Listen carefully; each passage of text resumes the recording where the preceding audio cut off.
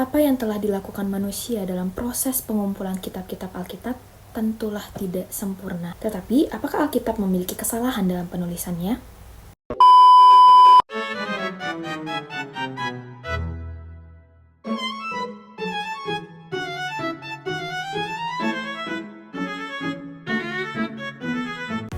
Shalom bagi kita semua. Di video kali ini, saya akan menjelaskan sedikit sejarah mengenai Alkitab.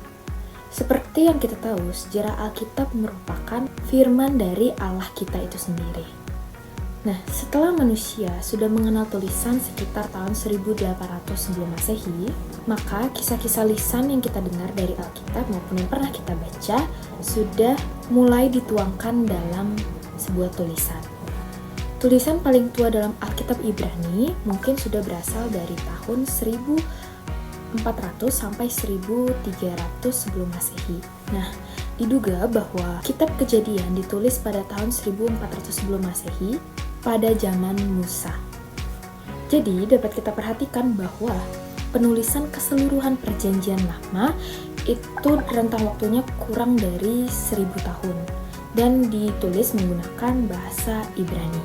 Semua kitab dalam Perjanjian Lama ditulis sebelum kelahiran Yesus, yang mana 97% menggunakan bahasa Ibrani dan sisanya menggunakan bahasa Aram. Seperti beberapa bagian dari kitab antara kitab Daniel dan kitab Ezra. Awalnya kitab-kitab Perjanjian Lama ditulis dalam bahasa Ibrani atas permintaan Raja Ptolemeus II dari Alexandria, Mesir. Dan juga karena perkembangan komunitas Yahudi di luar Palestina, maka pada abad ketiga sebelum Masehi, para sarjana Yahudi di kota Alexandria menerjemahkan Alkitab Ibrani ke dalam bahasa Yunani, yang memang pada saat itu merupakan bahasa yang dipakai oleh orang Yahudi yang tinggal di Laut Tengah. Dan juga untuk di Perjanjian Baru, tentunya isi Alkitab semuanya, Perjanjian Lama baik Perjanjian Baru, itu tentunya berasal dari Tuhan dan mengandung firman-Nya. Di Perjanjian Baru juga ditulis oleh rasul atau nabi seperti Petrus dan Paulus. Dapat dibuktikan kebenarannya seperti yang terdapat pada Injil Lukas. Lalu pastinya setiap isi dari Perjanjian Lama maupun Perjanjian Baru memiliki pengaruh dalam mengubah kehidupan manusia. Tetapi, apakah Alkitab memiliki kesalahan dalam penulisannya? Tentu saja tidak. Naskah asli dalam Alkitab ditulis tanpa kesalahan. Tetapi, kesalahan-kesalahan kecil mungkin muncul dalam proses penyalinan. Kesalahannya itu hanya berupa perubahan kecil tanpa mengubah isi dari pesan. Jadi, lebih dari 99% isi Alkitab tetap terjaga sampai sekarang.